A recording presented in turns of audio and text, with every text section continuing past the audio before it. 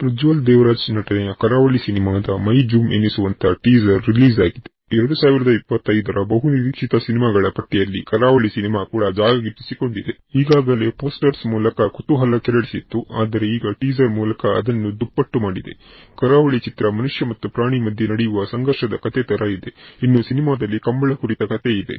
ಕರಾವಳಿ ಟೀಸರ್ ನಲ್ಲಿ ಪ್ರತಿಷ್ಠೆಯ ಒಂದು ಕುರ್ಚಿ ಹೈಲೈಟ್ ಆಗಿದೆ. ಅದು ಬರೀ ಕುರ್ಚಿಯಲ್ಲ, ಪ್ರತಿಷ್ಠೆಯ ಪಿಶಾಚಿ ಎಂಬ ಮಿತ್ರರವರ ಡೈಲಾಗ್ ಮೂಲಕ ಟೀಸರ್ ಆರಂಭವಾಗುತ್ತೆ.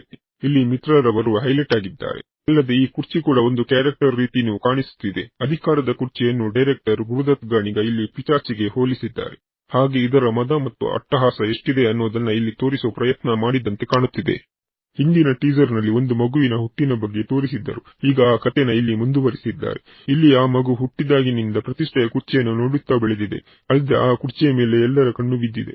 ಕುರ್ಚಿಯ ಮೇಲೆ ಕಣ್ಣಿಟ್ಟವರಿಗೆ ಏನೇನೇ ಆಗುತ್ತೆ ಎನ್ನುವುದನ್ನು ಮಿತ್ರರವರ ಧ್ವನಿಯ ಮೂಲಕ ವಿಭಿನ್ನವಾಗಿ ಬಣ್ಣಿಸಿದ್ದಾರೆ. ಟೀಸರ್ ನಲ್ಲಿ ನಟ ಮಿತ್ರರವರ ಗರ್ಜನೆ ಮಾತ್ರವಲ್ಲದೆ ರಮೇಶ್ ಇಂದಿರಾರವರ ಕ್ರೌರ್ಯದ ಮುಖವನ್ನು ಅನಾವರಣ ಮಾಡಿದ್ದಾರೆ. ಅವರ ಸಿಟ್ಟಿಗೆ ಒಂದು ಜೀಪ್ ಸುಟ್ಟು ಹೋಗುವ ಫ್ರೇಮ್ ಅನ್ನು ತುಂಬಾ ಚೆನ್ನಾಗಿ ತೋರಿಸಿದ್ದಾರೆ. ಈ ಮೂಲಕ ರಮೇಶ್ ಇಂದಿರಾರವರ ಪಾತ್ರದ ಗತ್ತು ಹೇಗಿದೆ ಅನ್ನೋದು ಇಲ್ಲಿ ತಿಳಿಯುತ್ತೆ. ಟೀಸರ್ ನ ಕೊನೆಯಲ್ಲಿ ಒಂದು ಫ್ರೇಮ್ ನಲ್ಲಿ ಕಾಣಿಸಿಕೊಳ್ಳುವ ಪ್ರಜ್ವಲ್ ದೇವರಾಜ್ ಕೂಡ ತುಂಬಾ ಇಂಟ್ರೆಸ್ಟಿಂಗ್ ಎನಿಸುತ್ತಿದ್ದಾರೆ. ಪ್ರಜ್ವಲ್ ದೇವರಾಜ್ ಈ ಚಿತ್ರದಲ್ಲಿ ಮೂರು ಗೆಟಪ್ ನಲ್ಲಿ ಕಾಣಿಸಿಕೊಂಡಿದ್ದಾರೆ. ಅಲ್ಲದೆ ಈ ಒಂದು ಹೊಸ ಟೀಸರ್ ನಲ್ಲಿ ಕೊಟ್ಟಿಗೆಯಲ್ಲಿ ಮಲಗಿಕೊಂಡಿರುವುದು ಕಾಣಿಸುತ್ತದೆ. ಸುತ್ತಲೂ ಕೋಣಗಳು ಇರುವುದು ವಿಶೇಷ ಅನಿಸುತ್ತದೆ.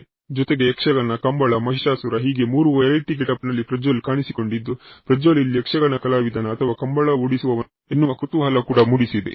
ಈ ಕುರ್ಚಿಯ ಹಿಂದೆ ಇರುವ ಕಥೆ ಏನು ಎಂಬ ಸಸ್ಪೆನ್ಸ್ ರೀತಿಯಲ್ಲಿ ಟೀಸರ್ ಸಿದ್ಧವಾಗಿದೆ.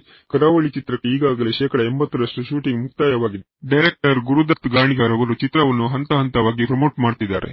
ಕರಾವಳಿ ಚಿತ್ರ ಆರಂಭದಿಂದಲೂ ಭರ್ಜರಿಯಾಗಿ ಸೌಂಡ್ ಮಾಡುತ್ತಿದೆ. ಸಾಕಷ್ಟು ನಿರೀಕ್ಷೆಯ ಜೊತೆಗೆ ಕುತೂಹಲವನ್ನು ಹುಟ್ಟಿಸಿದೆ.